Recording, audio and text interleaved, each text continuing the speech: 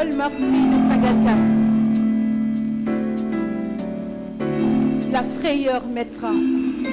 La nuit est noire et sombre lourd. Le silence obscur couvre le ciel. Je foule ce soir la terre ensanglantée de Sangalkam. Je sens le rouge sang de Sangalkam. Je respire ce soir la terre ocre de Sangalkam. La poésie de El Hadj Kassé se distingue par la diversité de son inspiration. Porté par un goût de l'image lyrique, il faut rappeler que notre auteur a déjà été consacré Grand Prix du Président de la République pour les lettres en 1995. Son recueil Les emblèmes du désir, composé de 45 pièces, est divisé en 4 sections, dont la plus fournie est de loin Variation. Elle compte 24 poèmes. On y trouve des textes variés dans leur forme ainsi que par leur thème. Le poète y évoque son désir infini, d'infini et la grandeur d'un projet qui trouve ses racines dans le chant premier des origines et la gloire d'une Afrique nouvelle. Elle est précédée par Éternité, composée de 17 poèmes. Le point d'orgue de cette section est la même injonction au peuple qui lutte. Le poème s'écrit en les nommant insurgés d'Afrique et paysans d'Asie, rebelles des Amériques et résistants d'Europe, ouvriers des glacis et clercs enragés. Mais la première section du poème, présent indicatif, nous dévoile le chant d'une citoyenneté debout qui fait face à la répression du pouvoir. De Sangalkam à Mbane, en passant par la mort de Mamadou Diop, le poème entonne l'hymne de l'honneur et de la gloire. Pour le porter en terre, Malick Ba, impatient d'en finir avec les raisons d'État, pour la paix et le tombeau éternel de Malick Ba. Je foule ce soir la terre ensanglantée de Sangalkam. Je sens le rouge sang de Sangalkam. Je respire ce soir la terre ocre de Sangalkam. J'ai comme l'impression, en lisant ce recueil, qu'à partir de ce présent indicatif, le poète est, comme dans une métaphore filée, inscrit dans une synesthésie, filée également, il est inscrit également dans une sonorisation, donc utilisation des sons, qui est également filée. C'est la question de l'allitération. Déjà, dans le texte qui est consacré à Malick Ba, le premier de Sangalkam et qu'on a lu tout à l'heure, ce que l'on entend et ce que l'on voit, c'est le sang qui s'exprime à travers la nasale en et l'allitération en se. Je foule ce soir le sol meurtri de Sangalkam. Je foule ce soir la terre ensanglantée de Sangalkam. Je sens le rouge sang de Sangalkam. Je respire ce soir la terre ocre de Sangalkam. Que des allitérations en se, que des nasales, que du rouge, mais qui est placé, présenté de manière différente. C'est le sang, c'est la terre rouge, et plus loin la terre ocre. La même chose, nous le retrouvons bien plus loin, dans Nouvelle Saison, mais ce n'est plus exactement la même chose, parce que cette sonorité en se est altérée ou, récupérée par cette sonorité en que. Voici ce qu'il écrit dans Nouvelle Saison. Carline au carillon câlin, arc-en-ciel dans l'azur serein, une saison qui passe, trépasse et s'efface.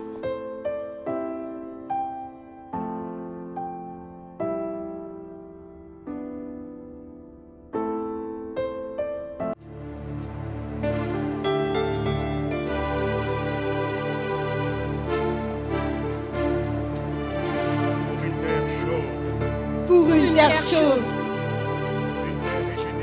une terre régénérée, terre pour tous, Terre à ceux qui la travaillent. terre à ceux qui la travaillent. Terre éternelle, terre éternelle. enfin. Enfin.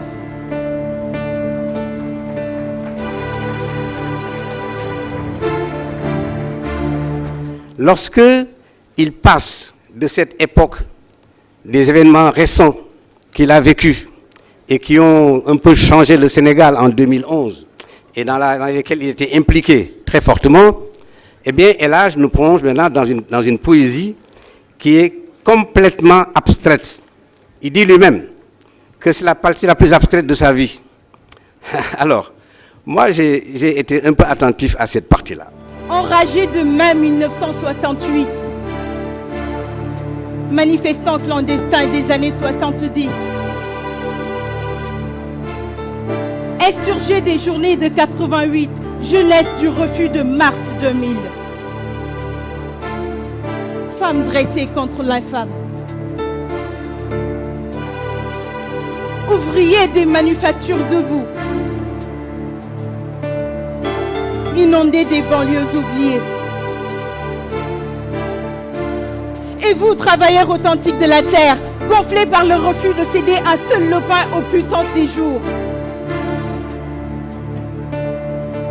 Et vous, par paysans rebelles de Mbane de tout le Sénégal, intellectuels et artistes vivants, encore sur les pistes étroites du temps, pour gagner demain la porte des cités de lumière qui éclaire l'éternité des terres où reposent tous les Malikba. Il est très abstrait, il est très profond.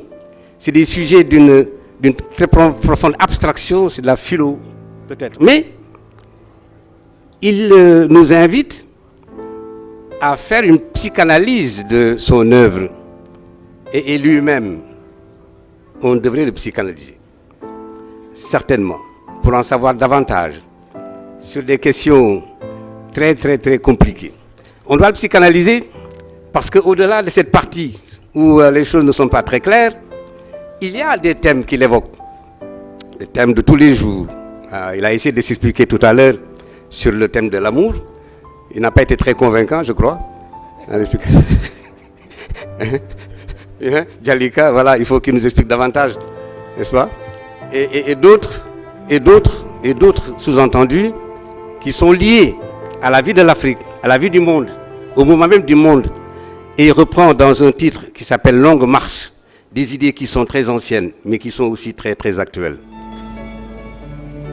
Je te salue, ami, sur le sentier si étroit du réel. Je te salue, ami. Je te salue, ami. Te salue, ami.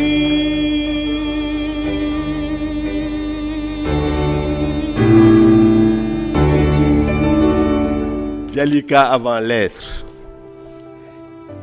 Djalika avant le poème. Je veux parler de mon épouse Tcheka Famaye Gueye. Tcheka Famaye Gueye, on s'est rencontrés il y a 20 ans maintenant. Et lorsque nous sommes fidèles à l'événement amoureux, nous le transformons progressivement en un sentiment amical et fraternel. Et qui fait qu'aujourd'hui, elle est mon amie, je suis son ami, elle est ma petite sœur, même si, bon, quelquefois c'est hardcore.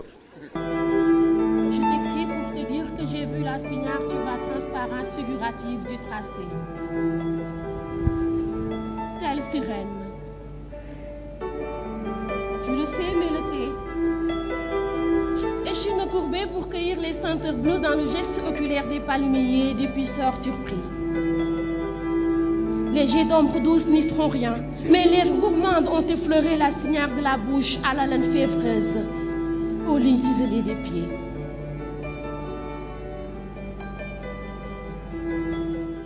Ce qui fait la poésie de El Hadj Kassé, c'est comme beaucoup l'ont reconnu, qu'il est un orfèvre de la langue, qu'il la maîtrise et qu'il a atteint, en utilisant la langue, ce point que les Wolofs appellent Wane.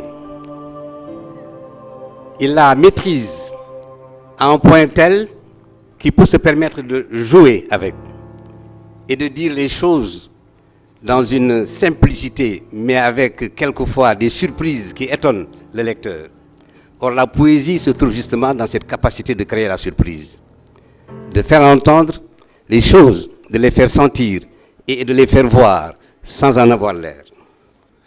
Le talent de El Hadj et son désir d'universel font assurément de lui un bon poète, un bon fils aussi.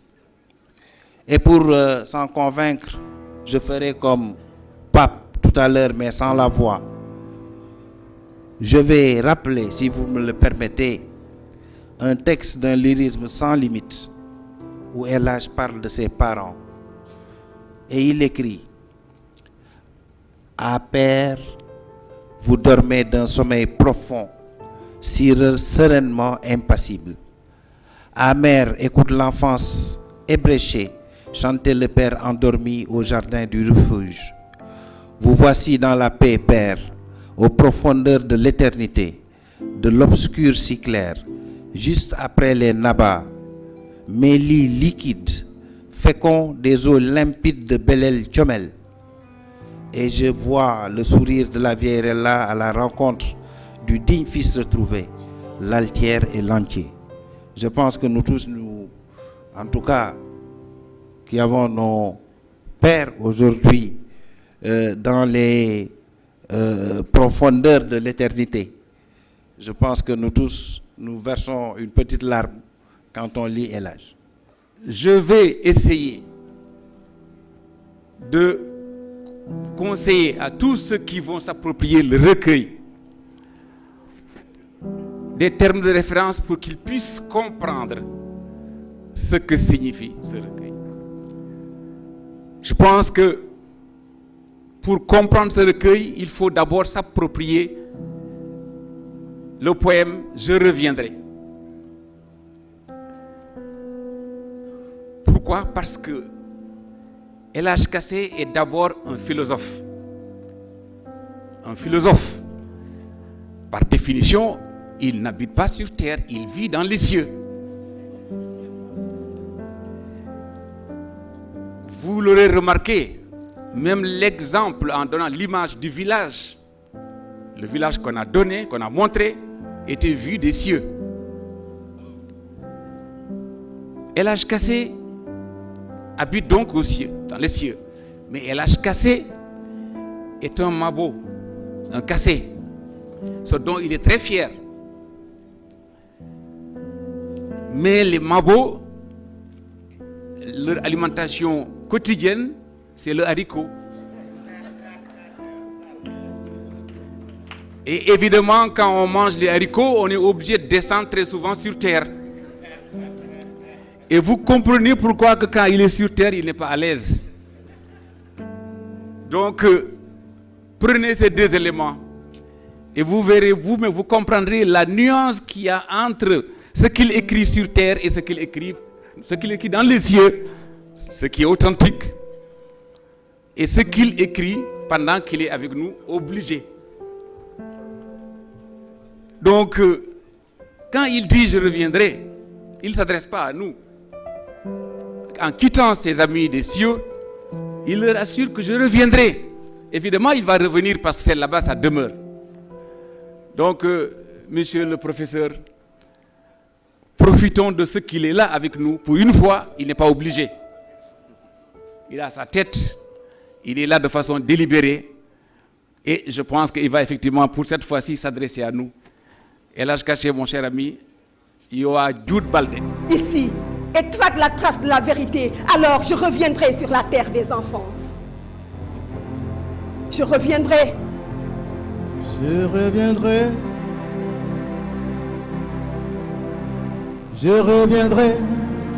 Je reviendrai pour puiser dans la nostalgie de mes souffrances, la sympathie du futur. je reviendrai. L'univers qu'il décrit, c'est évidemment son Fouta natal. On l'a dit tout à l'heure, dans le poème notamment ici. Il y en a deux d'ailleurs dit ici, dans le recueil. C'est son Fouta natal dont on voit les paysages, les personnages, les senteurs. C'est la famille, c'est le père défunt qui a inspiré le premier poème et qu'il chante au début de ce recueil. Et il indique à son père, il lui parle. Dormez, lui dit-il. Dormez, fils de Seydou. Et j'en profite pour saluer un autre Seydou qui est là, Seydou Kassé, qui est le frère aîné de El Hadj Kassé, brillant philosophe lui-même et qui a beaucoup aidé à faire avancer les choses. Mais c'est aussi la mère. Et c'est la vieille Rella que l'on retrouve ici. Mais on l'avait déjà vu dans l'aventure ambiguë, la vieille Rella. Ça me fait penser un peu à Paul Ricoeur, peut-être qu'il l'a influencé, sur la question du souvenir et de l'oubli. Mais enfin, il y a quelque chose à psychanalyser. Je suis très impressionné par le fait que, dans ses écrits, El Hadj reste très attaché au terroir, à son Fouta natal. Mais là, je voudrais aussi souligner un aspect très important de la personnalité de El Hadj Kassé. C'est un esprit libre. Moi, je me considère comme un esprit libre et j'aime les esprits libres. C'est un aspect de sa personnalité qui m'avait impressionné à l'époque et qui a fait que, quelque part, je lui ai réservé une partie dans mon cœur. Mais je voudrais souligner un autre aspect. Le directeur général de la RTS en a parlé, il n'est pas allé très loin. C'est que El Hadj Kassé est aujourd'hui l'illustration de l'intellectuel qui, à mon avis, a réussi. Je mets réussi entre guillemets. Pourquoi il a réussi? Parce qu'il est arrivé à transcender cette ligne, cette frontière d'hostilité, cet obstacle, cet horizon sombre qui fait que l'intellectuel a souvent tendance à se recroqueviller dans son intellectualisme. L'intellectuel n'est reconnu généralement que quand il est dans une mouvance d'opposition. Lorsqu'il est au pouvoir, il perd son intellectualité. Alors El Hadj est arrivé à transcender cet obstacle. Et il me semble qu'aujourd'hui, il vit une sorte de drame, même s'il ne le dit pas. Parce que l'intellectuel chez les politiques, pour éviter le terme politicien, l'intellectuel chez les politiques est vu comme quelqu'un de hautain, qui croit en savoir plus que les autres. Chez les politiques, il ne va jamais arriver à s'insérer, à s'intégrer comme il faut. Mais chez les intellectuels aussi, on le considère, on le prend pour un politique, pour un politicien. On se méfie de lui. Et très souvent, les intellectuels vivent des drames quand ils doivent choisir à aller au pouvoir ou rester dans une certaine opposition. Il est arrivé à allier les deux positions et ça, c'est un miracle. En prenant ce livre, on est frappé au départ par deux choses. C'est d'abord, lui-même l'a dit dans le film, la dédicace faite à Hamidou Dia, qui est pour lui l'aîné fondamental, un peu comme Senghor parlait de l'ami fondamental, ou de Césaire parlait de Senghor, qu'il appelait l'ami fondamental. Ici, Hamidou Dia est considéré par El Hadj Kassé comme le précieux aîné. La formule est très belle, et très riche et très intéressante. Précieux pour tout ce qu'il lui a apporté, pour tout ce qu'il signifie, n'est-ce pas, pour lui. Hamidou Dia était un intellectuel de très haut niveau, un homme exceptionnel, un homme de qualité qui a marqué son passage, hélas trop bref dans ce monde, de la qualité de ses productions et de l'intelligence avec laquelle il a communié avec tous ceux qui l'ont connu et à qui il a transmis un patrimoine fondamental.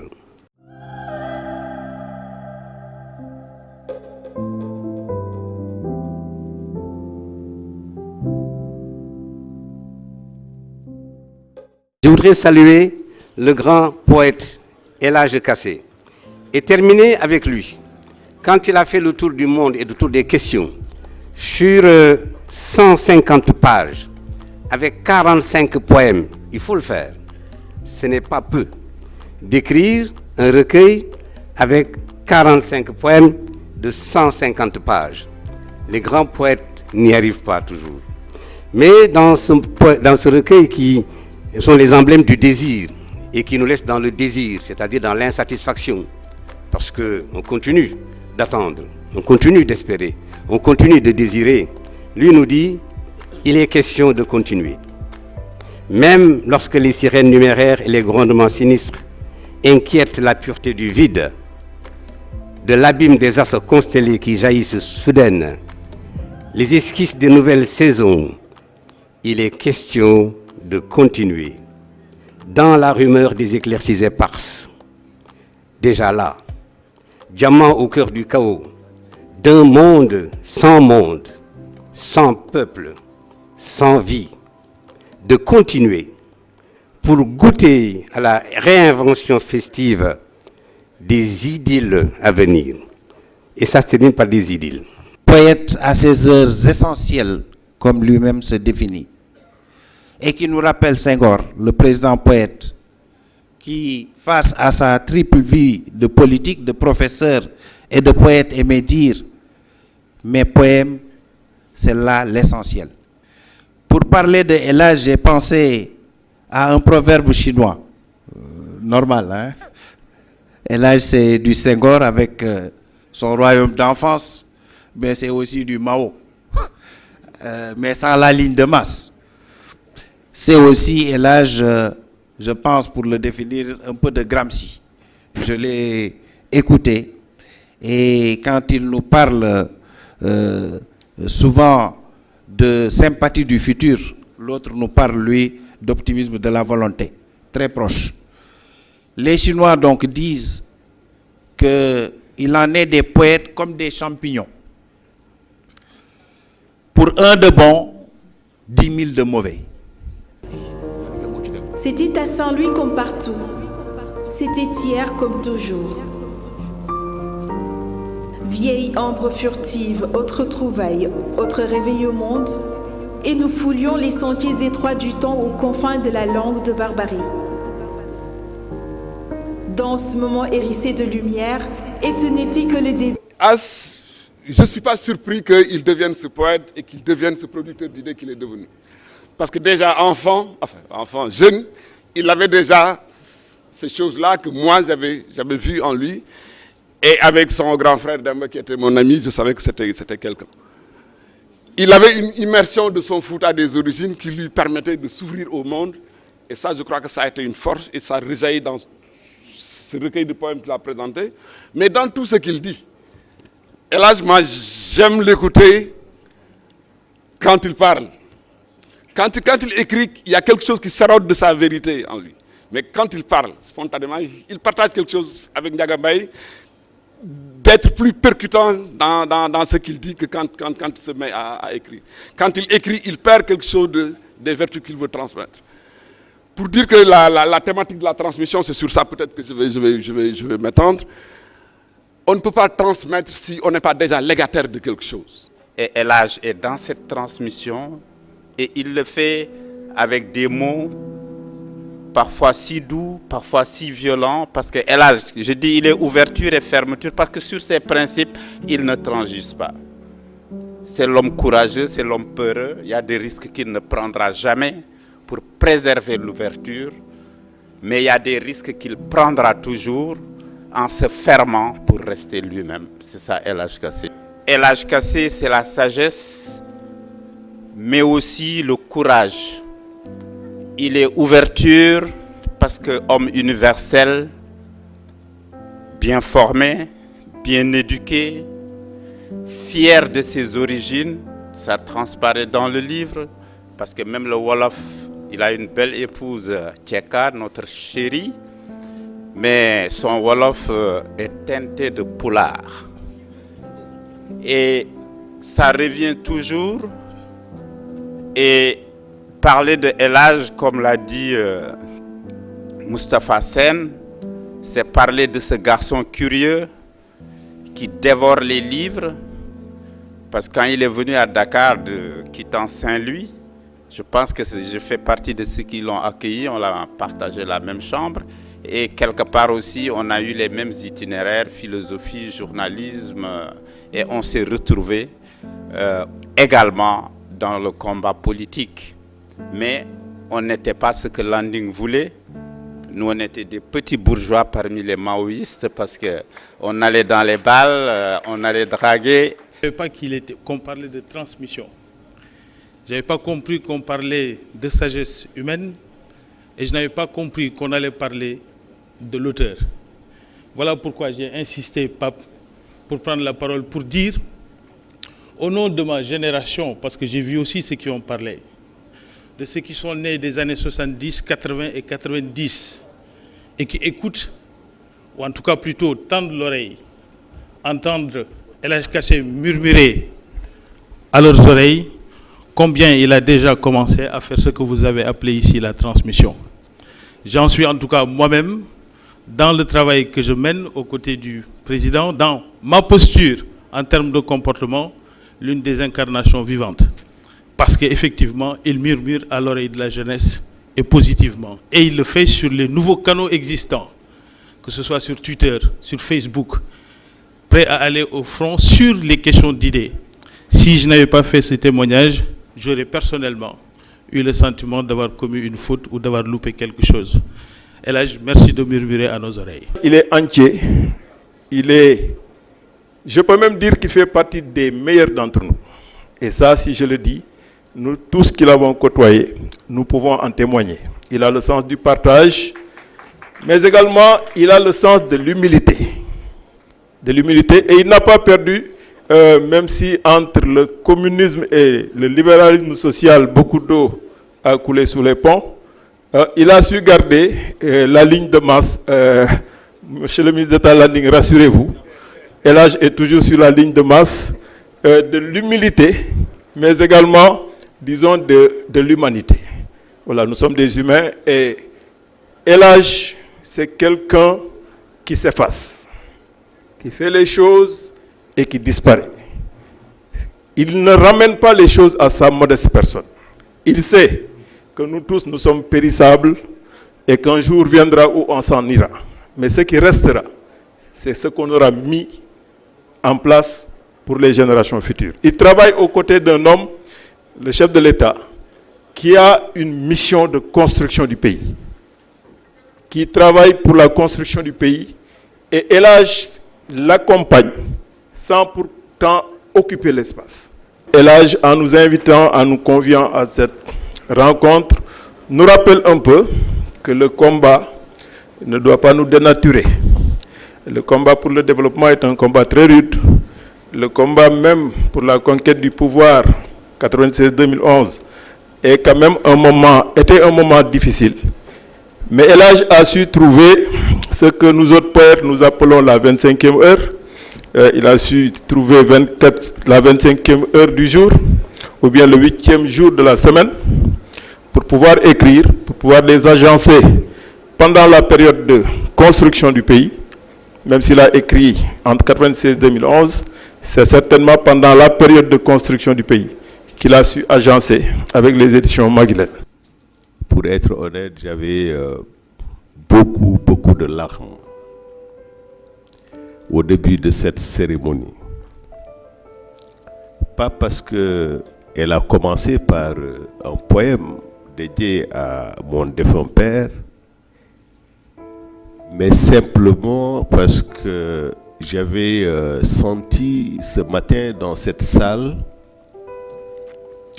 une sorte de brise, un vent de paix et d'espoir. Parce que lorsque je vois autant de personnes se déplacer, pas seulement parce que c'est El Hadj Kassé, mais aussi parce que, à mon avis, ça exprime un profond désir de se retrouver de notre peuple. pour ceux qui savent ou qui ont plus ou moins imaginé la naissance de l'APR, je peux vous dire ici et maintenant que El Hadj Kassé, il fait partie des premiers, et je dis premiers, à venir ensemble pour que nous puissions mettre sur place et en place cette organisation qui nous a menés aujourd'hui là où nous sommes. Monsieur le ministre d'État, je voudrais à travers vous exprimer toute ma gratitude au président de la République, son Excellence, M. Macky Sall. Vous le savez, Monsieur le ministre d'État, il a apporté avec beaucoup de cœur son soutien intégral à l'organisation de cette cérémonie. Tout son soutien. C'est le lieu de lui dire, de lui redire notre amitié, notre affection et notre soutien indéfectible. Je prendrai comme prétexte la publication de ton œuvre pour parler d'une autre œuvre, celle-là en cours, celle de ton frère et ami, que tu conseilles quotidiennement pour le rayonnement culturel et artistique de notre pays. Je veux parler du président Macky Sall. Son programme Liggéeyal Ëllëg est fortement marqué par la dimension culturelle et artistique, parce qu'au-delà de sa fonction décorative, les arts et la culture sont devenus un secteur producteur de valeurs marchandes. Le Sénégal, notre pays, a toujours eu une vocation de pays de culture et des arts, dont le premier festival mondial des arts nègres a constitué un fort moment d'exposition et d'expression. Le président Senghor avait réussi à faire rayonner notre pays sur le plan international grâce à son dynamisme culturel et au génie de ses créateurs.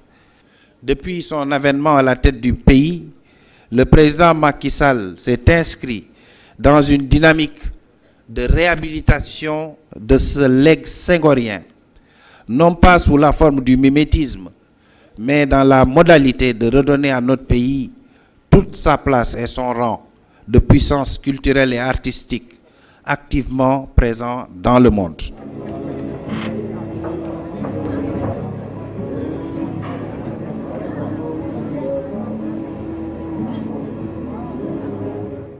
Je veux dire un mot pour mon père. Il est merveilleux, généreux et rend heureux tous ceux qui l'entourent. Je lis ses poèmes et je comprends certains vers.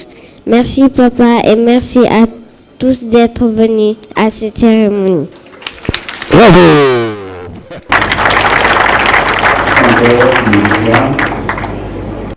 Je tiens aussi à remercier mon ami et frère Alioune Badara Beye, l'éditeur de ce texte. Je crois que nous nous connaissons depuis très très très longtemps. Et j'ai toujours pensé que publier chez lui est une manière de lui rendre hommage. Alioune Badara, merci. Merci pour ta fraternité. Je sais que tu as beaucoup d'émotions pour moi, beaucoup d'affection pour moi, beaucoup d'amitié pour moi. Et tu fais beaucoup attention à ce que je fais. Et c'est cela qui fonde que je te sois redevable de quelque chose. Merci encore, cher ami. Je voudrais également remercier mon ami et grand frère Racine Senghor. Racine Senghor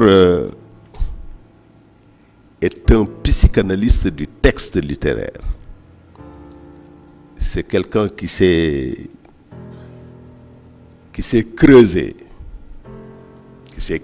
dans les textes, aller en profondeur pour recueillir le sens des mots et des phrases. Mais dans ce que j'écris, il y a quelque chose d'impénétrable, d'insondable, et qu'il ne saisira jamais. Parce que s'il le saisit, ça peut être une catastrophe. Pape Faye, je voudrais bien que vous l'applaudissiez.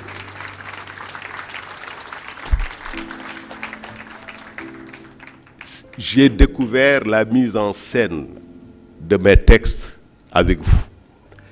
Pape est quelqu'un d'exceptionnel. C'est une personne de qualité. Il est d'une générosité très peu commune. Et Pape a su, avec beaucoup d'engagement, mettre en scène quelques-uns des textes que j'ai écrits.